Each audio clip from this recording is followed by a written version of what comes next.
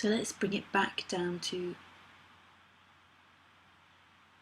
everyday living, because that's the important thing here. It's the experience in everyday living. So I had the comment the other day, happiness is an experience in life, and it's not who you are. It depends what you mean by happiness. Like, everyone has a different interpretation of happiness.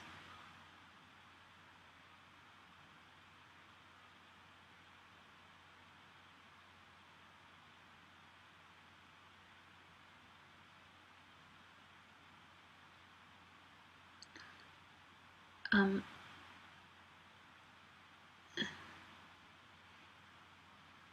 I do say who you are is happiness.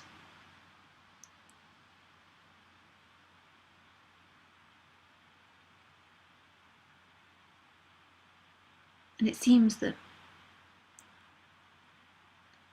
by knowing who you are, by seeing the space and the beingness, and no longer believing yourself to be the stories, believing yourself to be this character, there is natural happiness in the character. There's natural relaxation that overtakes the character, that's written into the character. Expansion and love.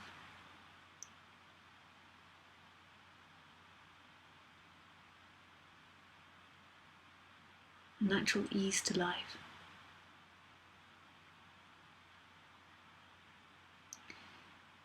So I would actually say to both. I would say that happiness is your true nature, but not happiness as an experience. Happiness is in space, acceptance, love.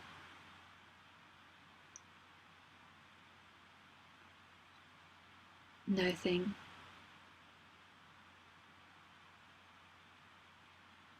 But then I'd say happiness is also what happens to the character, and this is seen. Then I'd also say, another sentence, that actually there is no truth of who you are. You just are. And all of those are just pointings. It's really difficult to point to this. So, who you are is absolutely in love with life and absolutely happy. Beingness is ecstatic to be alive. But when the veil of self-identification comes up,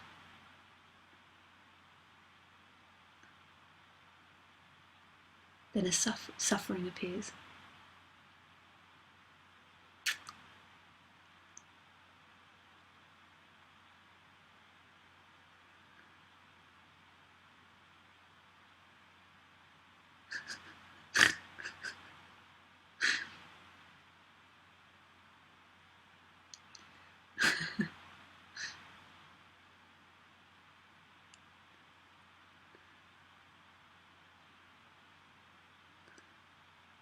This is only ever a pointing. Don't take anything I say as truth. Chuck it all out of the window. Listen to it while I'm speaking, then chuck it out. Don't believe in anything I say.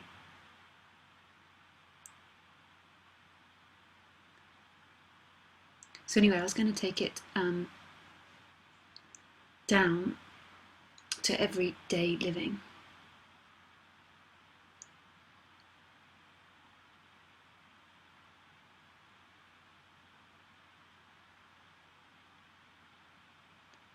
So one of the biggest changes that happens here, what's happened here in this story, is because there's no longer the belief or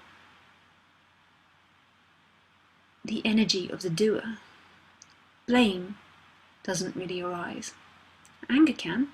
It's not like I'm sit passively on the sofa and don't do anything.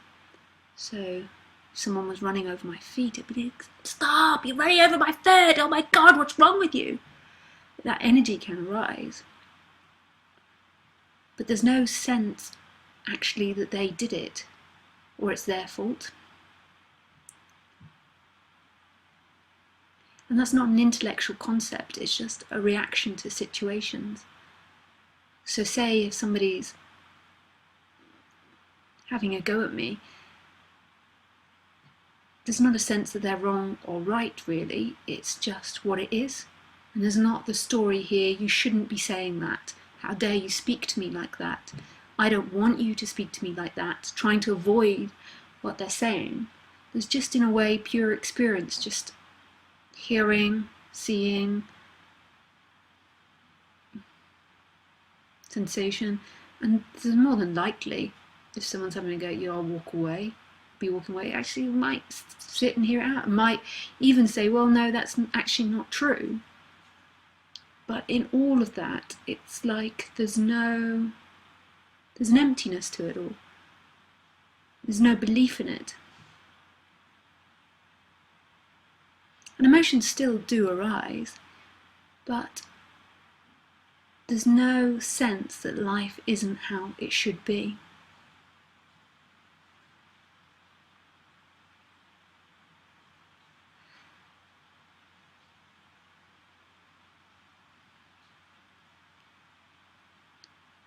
So whenever the thoughts are popping up, this person shouldn't have done that, who do they think they are?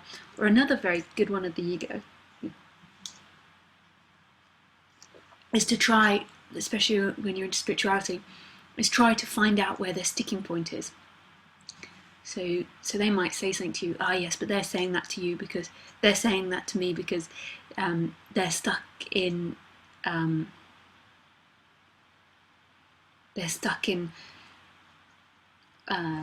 trying to avoid this because of something that happened in their childhood, or they're trying to do this, or what they're trying to do is make me believe in this and that. Any of that is actually a form of blame. Why you don't need to think about the other person's motivations as to why they're doing something, or how they're manipulating you, or how they're trying to get a situation. I mean, this might rise, but gently, not obsessively thought about. Like, there might be a sense, okay, so this person, is experiencing a lot of anger because of, their car's just been written off, a tree's just fallen on the car, and blah, blah, blah, blah, blah. So there might be some sort of thought process around it. But as soon as you obsessively start trying to analyse why someone does something, or how they're stuck in suffering, you're actually stuck in suffering too. You're resisting them. And the key to it all is, how do you feel? If you feel uncomfortable, then it's the mind. It's the mind playing tricks on you, pretending that life shouldn't be as it is, pretending there's something that needs to be done, there's a solution that needs to be found, and that life should be happening a different way. And the ego, I don't even like the word ego, the mind is hilarious. It tries everything. It tries to work out, so it's hard for me to think of these situations. So it tries to work out and the best way to deal with the situation. And this seems like very logical and practical, but it obsessively thinks about how best to deal with the situation. You don't need to think about how to deal with a situation. Dealing with a situation happens. There might be contemplation of a situation, but of the best way to deal with the situation. But this is very different to the mind obsessing on something, because what the mind's trying to do is get a certain outcome, get the person to behave a certain way, to see from your perspective, to understand you.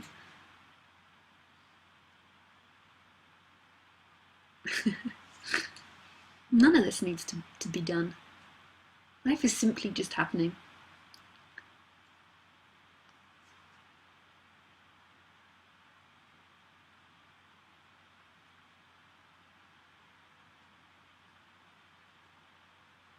So one of the questions I received this week was about rejection and projection, particularly.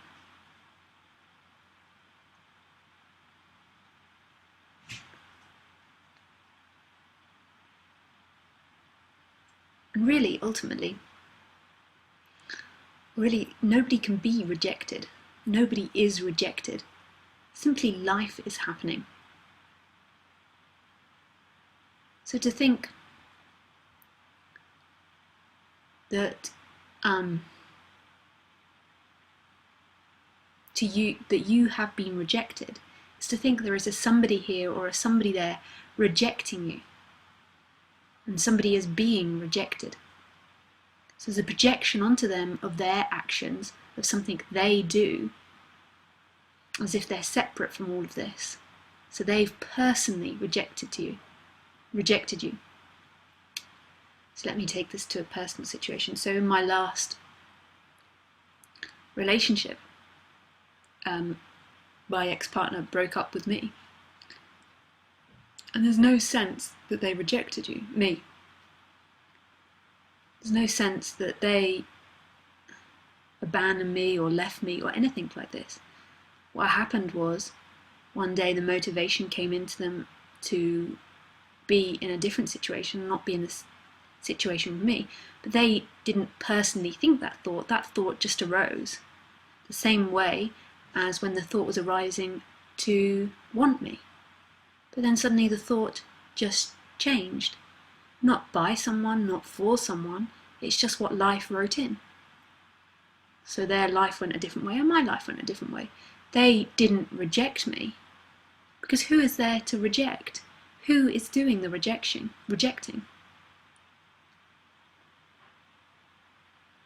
And this is a deep, I think, something deep that goes inside of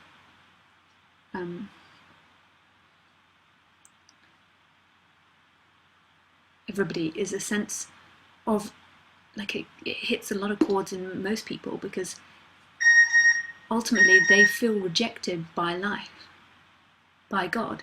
As soon as they're born and the separate identity starts, they have a sense that they've been rejected from God. They've been kicked out of the Garden of Eden by beingness. They've been kicked out by oneness. But it can only be that sense when you believe that you're a separate individual running around in life and that you aren't life itself.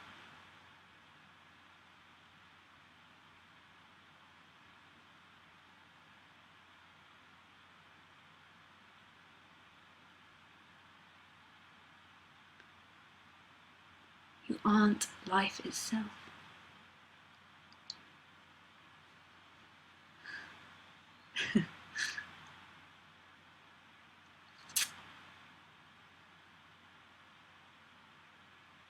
So as soon as you believe that there is somebody here and somebody there, there is projection and rejection, projecting onto them that they're a separate entity, a separate being, somebody who has free will and choice, and that can do life, and there's somebody here that can reject you.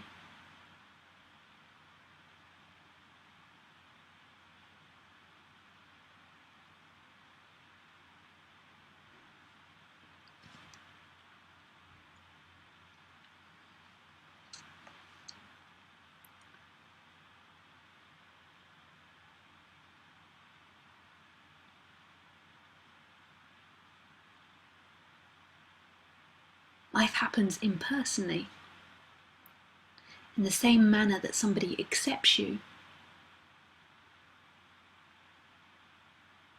It's the same way as someone rejecting you. It can never happen. It's like if you had two characters in a book. Now it appears, if there's two characters, it appears that, the lover rejects the other lover, but that's only a story. Okay, book's not good. Let's go to a film. So in the film, one lover rejects the other lover, but that's only the film, that's only the story. Did it ever happen? It didn't happen to the actors. It's just happening in the apparent story, but it's never happening to the characters.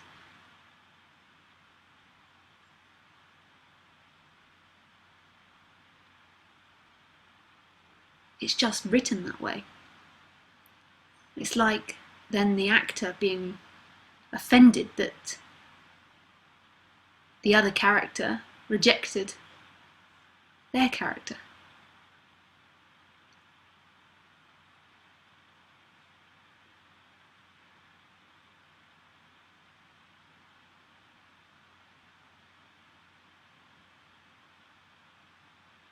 So all those times that you apparently feel rejected or abandoned never happened. There's no truth in them. That's all created in the mind. Not that you created the thoughts, but that's all just the way in which the story is written. For you to take it personally and feel like you were rejected. But how come one? This is all oneness. How can oneness reject itself?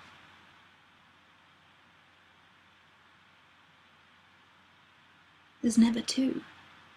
It just appears that way.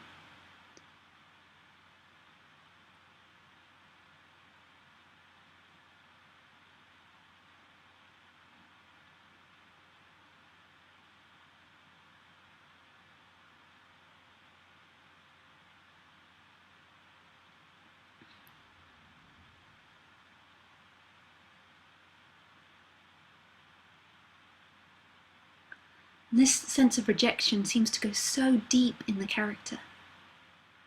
We spend our whole life trying to run away from being rejected. We spend our whole life trying to be loved, trying to be accepted. But you're already accepted. Just by life happening, all of it's accepted. All of it's being seen. All of it's being witnessed.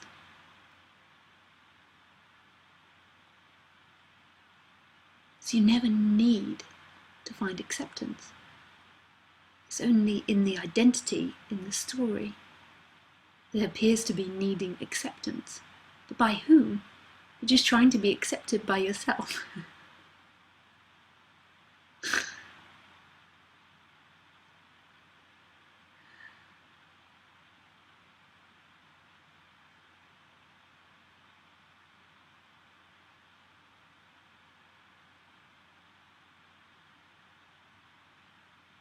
So it's only in the belief of self and other. I am a separate entity, and they are a separate entity. They are doing something to me. They are rejecting me.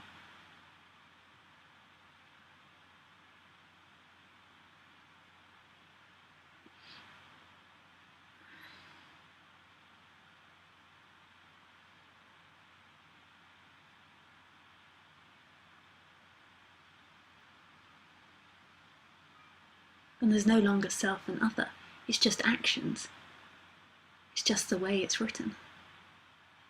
It's so beautiful. No one ever got rejected. No one ever needs to find themselves. No one ever needs to be accepted. It just appears that way.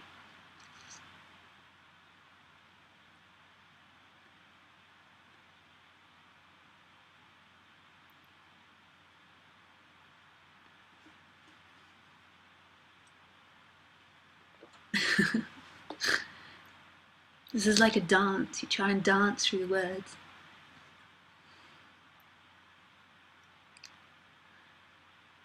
To speak about something that can't be spoken about.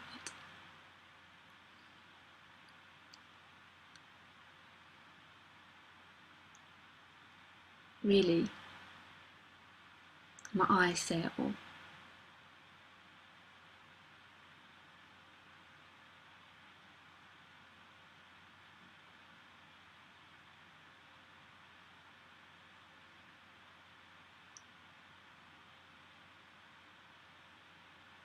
But until that is seen, I carry on dancing with the words. Gives me an excuse to sit here and look at you all.